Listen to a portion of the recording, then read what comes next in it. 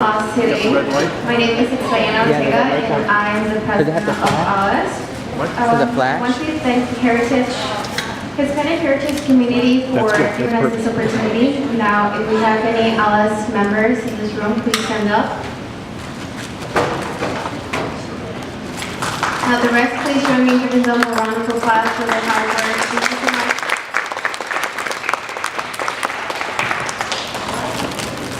I'm so pleased to be with you today and to have the wonderful opportunity to introduce our guest speaker, Maria Gonzalez. Maria Gonzalez is a sociology graduate from Illinois Institute of Technology. She has led various competitions to bring awareness for immigration rights. She's a strong advocate whose focus is to bring equal education for all.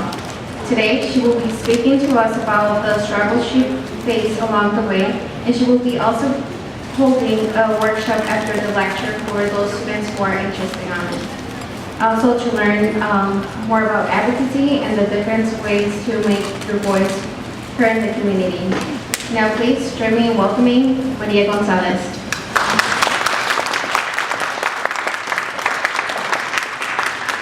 Hello everyone, can everyone hear me? Yeah. Yes? Yeah. Nice. So again, my name is Maria Gonzalez and I am undocumented.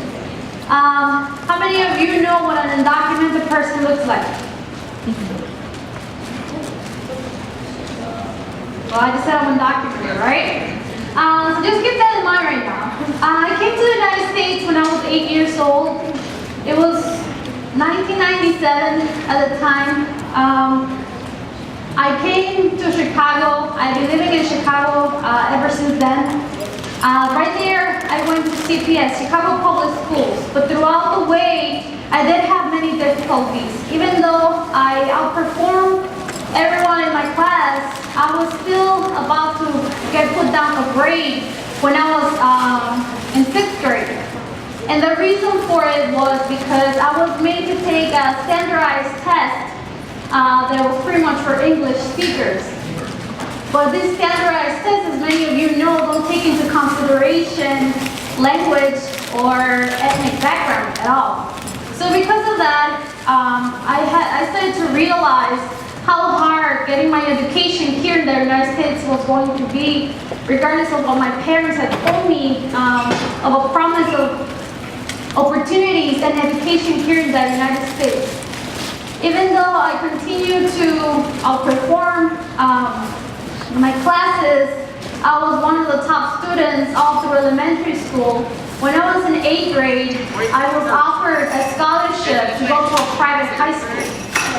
Pretty much this meant that this private high school was going to pay for everything. So pretty much me and my friend and I, we went to an open house in this high school. It was also located in Chicago.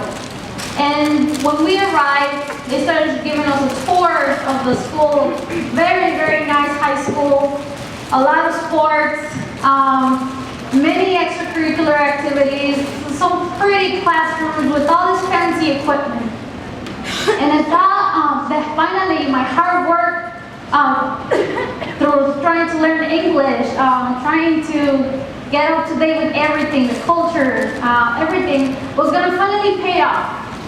But once I started talking to a school representative, I was told that I needed a social security number to be able to get that scholarship that I had already earned. This is 13-year-old me, 8th grade, talking to a school representative who then, when I told her that I didn't have a social security number, that I told her that I have no papers, she told me we don't work with students like you. You need to ask your parents to go back to your country.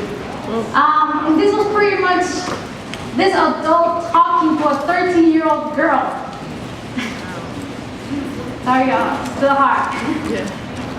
But next to me I had my friend, and she was a U.S. citizen. She was Mexican as well, but she was born here.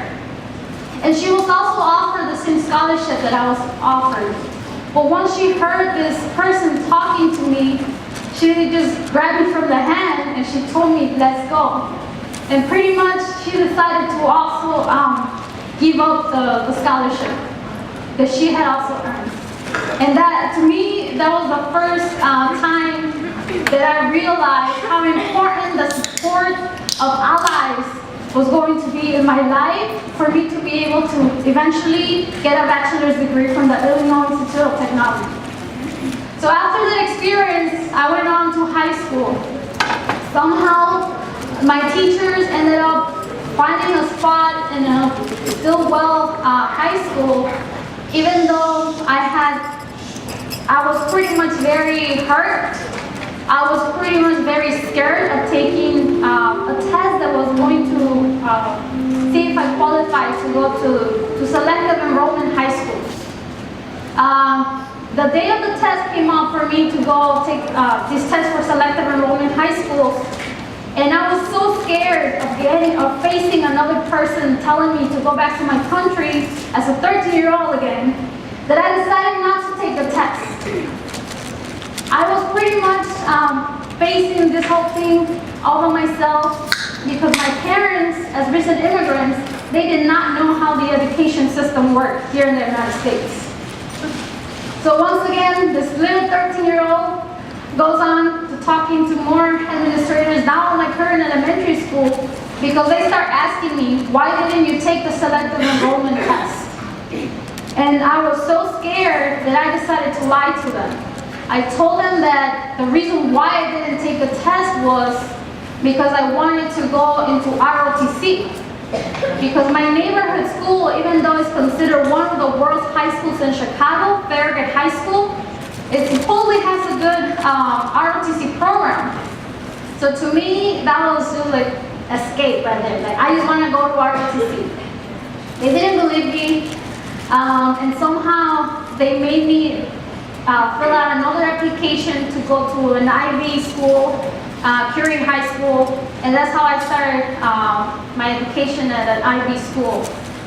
Eventually, during my 4 years of high school, I thought that college was not a possibility for me. And throughout 4 years, I pretty much didn't care.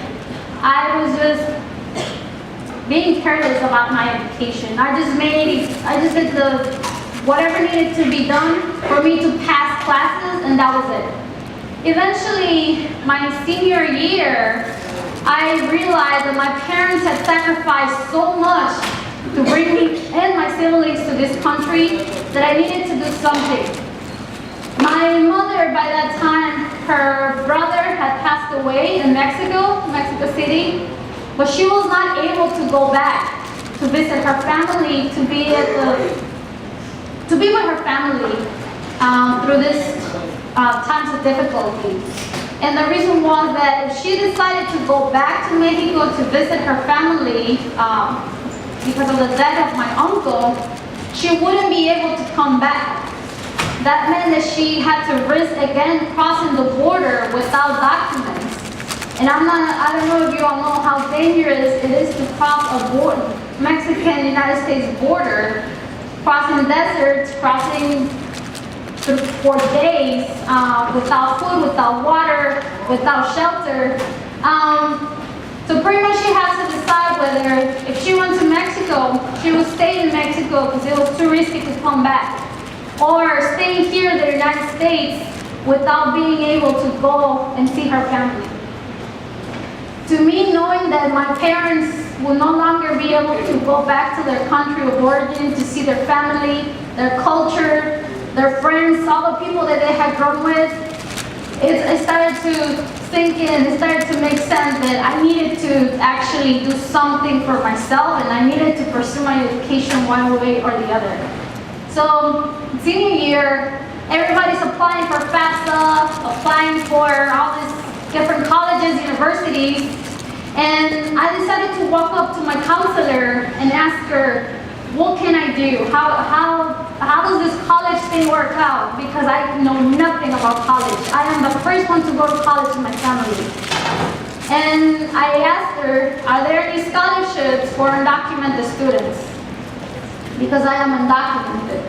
And pretty much her response once again was, that there is nothing that she can do for me because I am an illegal, because all the resources that the federal government has or state government has is for U.S. citizens. And she pretty much told me that the best thing will be for me to go back to my country, where as a Mexican citizen, I will be able to receive some support. So once again, I continue to receive these messages of go back to your country, go back to your country.